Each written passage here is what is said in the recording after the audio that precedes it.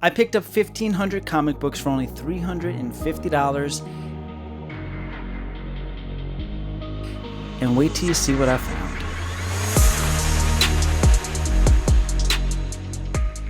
What is up, guys? Welcome to the Paper Chase channel, back with another video. My name's John. I make comic book content. This is a comic book content type video. I try to do some how-tos, some comic hunts, hauls, top 10 lists, whatever. If you like stuff like that, consider subscribing. And as always, if you do want to support the channel, hit like, all that jazz. You know, I'm tired of asking that every video. I wonder if I would get more engagement if I just shut the f*** up. Maybe I would. Maybe I'll try that next video. So this is my request for next video, to like the video. It'll be an understanding between you and I. I'm not going to ask it. I'm just going to look into the camera. You're going to remember this moment in this video and be like, he's not asking. So I'm going to do it anyway. A side tangent that I'm sure a lot of people skip through. Pretty cut and dry comic book haul video, Facebook Marketplace, big old, tote of or different boxes shown on Facebook Marketplace of all these comic books. Most of them were not bagged and boarded. Could definitely tell from a few of them that it was not fully picked through. And I'm always checking Facebook Marketplace constantly. So typically, if something just pops up there and it's new, somebody probably has not gotten to this yet. That's just the perks of being obsessed with this stuff, You typically tend to be the first ones on the site. I messaged the seller and showed up the next day, the next morning. And it was a little drive, about an hour away from the house, which is fine. That's okay. I love the excitement of the hunt, as most of us do in this game here. And went there, did the deal. Now, whenever I started looking through these comic books here, this is kind of a weird thing. I do like the surprise. So if I see that the value is on my side, I'll make a safe offer and not look at anything else. So I'm kind of taking a risk at look, whatever I saw, that could be it. Because I have overpaid before by jumping the gun too much and trying to play the mystery game, the mystery collection game, which is dangerous and fun at the same time. But it's more of a safer risk. So that's kind of what I did on this one. I flipped through a couple of books and, okay, this could have some promising stuff in it. So I made them an offer for $350, giving, none of this stuff was bagged and boarded and the condition was questionable on most of it. And they were happily to get rid of it. So happy to get rid of it, actually. I'm starting to think that she would have just left with $100 in her hands. But whatever. It's a great deal regardless. So what I'm going to do is I'm going to kind of flip through some of the boxes after I get home, and you can check out some of the miscellaneous stuff, and then we'll go over some of the more notable key issues and runs and things like that towards the end. Boy, Friday, beautiful day, out here in the country, going to look at about 1,500 comics that could be a bust, could be a huge win. We don't know. Not a bad way to spend a Friday. It is gorgeous out here. What else is going on out there? Avengers Doomsday has been delayed. That news broke last night. And Secret Wars, they both are being delayed. I think it's overall a good thing, because that movie is going to require more than a year to complete in its entirety for sure. So, glad to hear that it got delayed. I think it's a good decision. Marvel's, they're trying to do this the right way. And, any other news? Mark Spears still kicking ass in the market. If you're listening beyond 2025, Mark Spears is very hot right now. Mark Spears and Invincible. That's where the comic book market. It's almost like all the COVID boom just condensed itself, nuzzled itself right into Mark Spears and Invincible comic books here in 2025. That's what's going on. It's pretty wild. I literally bought groceries the other day with Invincible comic books. Very liquid comic commodity for sure. Most people will skip over this part of the video, and I understand completely, and I don't blame you. I don't know. All right, this is fun. See you later.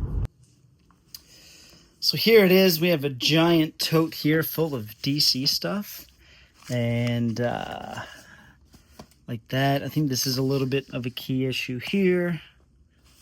Got some other Batman stuff. Yeah, this is, again, you can see how all this stuff is placed in the condition. Nothing is gradable. So, yeah, I got some good Copper Age Batman stuff in here. And we hit a Legion of Superheroes run that goes on for a while, unfortunately. some Infinity ink. Elvira House of Mystery #1. That's nice. Too bad it's completely beat to hell. And some more Batman stuff. Manhunter. Boy, getting into the good stuff here. All right. Then we got some Wally. Oh, look. Secret Wars #1. Which is pretty beat up. One of the best Marvel Age issues, I think.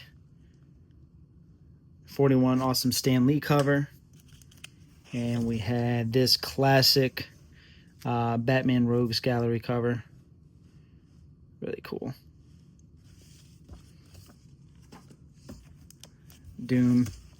I always thought Doom looked like he's got this is like an awkward high school freshman photo. He's got weird braces and like this goofy nerdy look on his face. I'm pretty sure this is the first appearance of the TVA. First appearance of the West Lake Avengers. No, Great Lake Avengers. That's what it is, yeah. Got some X Factor stuff. X Factor 1. First appearance of Warpath, I think. Madeline Pryor. Okay. Some Wally. Planet Terry, #1.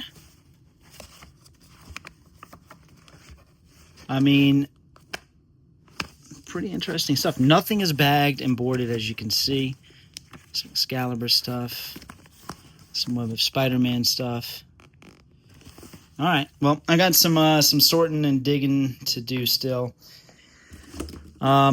Got to get through all this Heathcliff. All right, lot of filler stuff here. I'm actually doing a small little convention this upcoming Saturday if you're in the Louisiana area. This is in Mandeville at the Chifuncta Brewery. So it's a small collectors convention at the Chifuncta Brewery, which is great. Love breweries.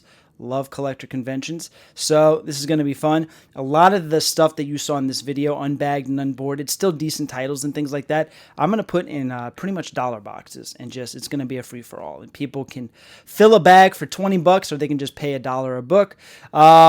And some of these key issues, which you're going to see in a second here, will be there as well. So if you are in the area, Chifuncta Brewery starts at 1 o'clock. I think it's from 1 to 5 or 1 to 6. Going to be a good time. Come by, say hi, hang out, have a beer, and look at some books.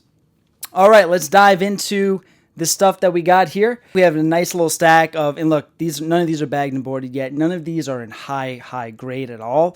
These are all like mid to some of them low grade copies. So let's not concentrate too much on how I'm handling these books here, okay? They're reader copies. We've got this awesome little lot of Spider-Ham, Peter Porker, Spectacular Spider-Ham, a lot of Joe Albello covers, and these are kind of just fun and nostalgic. And you can see, if you look at, this is cool. Look at the back. Madballs ads on almost all of these. Just kind of tells you sign of the times of when this came out.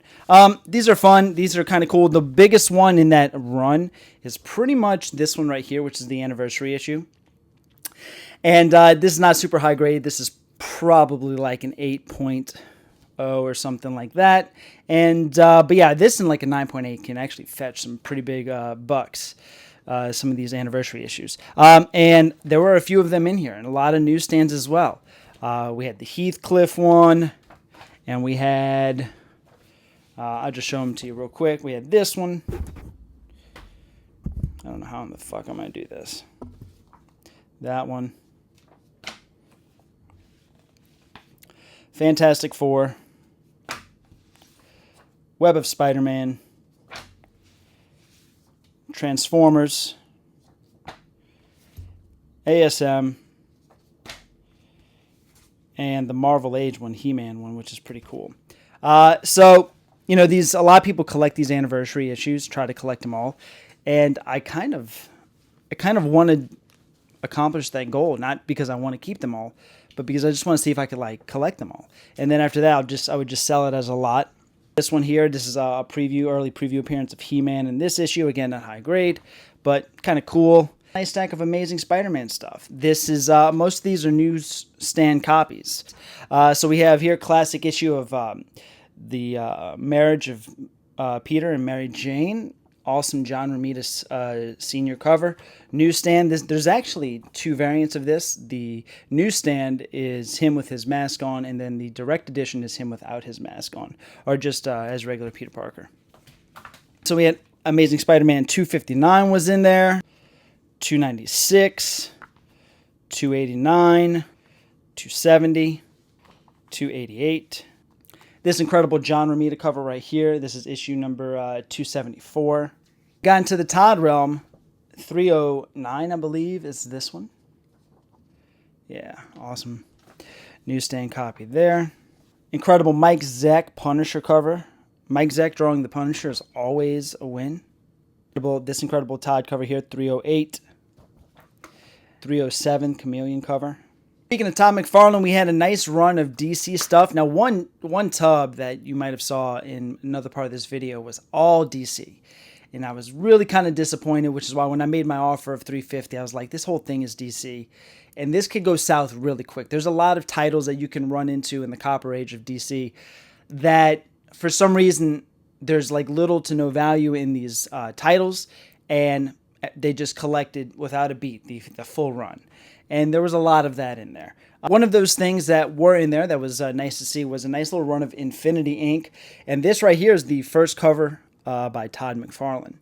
And it's not super high grade, but it does go on for quite a few issues, with Todd McFarlane doing a lot of these covers on these issues. So I think I have total probably about 15 issues or so from his first cover. I'll probably just sell this as a full lot of McFarlane covers.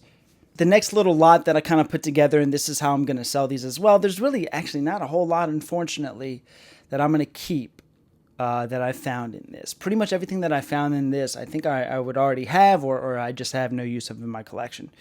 But I already have one of these in a 9.4. It's not a newsstand, but there was a nice little run of Thundercats, and this is a Thundercats 1. And there's about 15 issues of Thundercats books here, kind of from 1 all the way to kind of in the low 20s. And, so I'm just going to group all these together and sell them as one Thundercats lot. This stuff is actually already for sale on my eBay page right now, so if you are seeing this, and you do see any of these lots for sale on my eBay page, shoot me a message on Instagram, not on eBay. And let me know if you are interested, and then I'll cut you a deal on Instagram. That way, I don't have to pay eBay fees, so you can benefit from that. And just time to, move these books in and out. That's just the name of the game that we're playing here today. Because like I said, not a whole lot I'm keeping. This right here is another cool lot. Transformers number 1, and there's a few other issues. This is number 1, 2, 3, 13, 25. Again, all mid-grade to lower grade reader copies. So this is nice if somebody just wants to have that consecutive run for the completionist out there.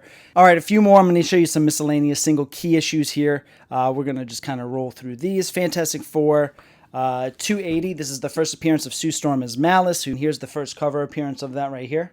Fantastic Four 273 was also in there. This is the first appearance of Nathaniel Richards. Not Nathaniel Richards. Yeah, it is Nathaniel Richards. Reed Richards' father, not Franklin Richards, who is his son, but Nathaniel Richards, who becomes Kang. Tales of the Teen Titans, issue number 44, first appearance of Nightwing, newsstand copy. Again, probably in the 807.5 range. We had a Web of Spider-Man issue number 1. We had an Amazing Spider-Man issue 306, newsstand. Love this book in a newsstand. I had a 9.6 in the newsstand. I sold it. I have a 9.8 signed by Todd. He gave me the full Todd signature too, right here. That's actually on this shelf over here somewhere. But I absolutely love this cover. This is an Action Comics 1 homage. Next is the book that kicked off the COVID comic boom. West Coast Avengers 45. I think this is the book that kicked it off. WandaVision, this thing went completely nuclear overnight. Crazy. So newsstand copy of this, again, not super high grade. but affordable. We had X Factor issue number 6, first appearance of Apocalypse. This one is also not super high grade. X Factor 24 newsstand, first appearance of Archangel. Then the book that I hedged my bet on, the book that made me stop and say, okay, given everything I'm seeing here, $350, just the chance of maybe a certain book being in here, I took it. And, well, you'll see where this is going, and you'll see if it came true or not. Amazing Spider-Man, $298. First Todd McFarlane drawing Spider-Man, newsstand. And I did see a $299. Again, first cameo appearance of Venom, newsstand, not super high grade. And then there was no 300, unfortunately. That's kind of what I was hoping to hit. But again, even the Transformers and the Thundercats and the first Nightwing, you know, this is all a great deal for $350. And especially this lady was super ready to move this stuff. So I was glad to take it off her hands, and I'll definitely be able to turn this into something else, another bigger key issue that I would like to get, or funds for other things in the hobby. But you know, this is just a nice move for me to fund the hobby, and not going to keep anything here. So again, reach out if you're interested in any of this stuff here. But a fun haul regardless, nonetheless, and it makes for a nice little video, because sometimes just people want to see people buying comics.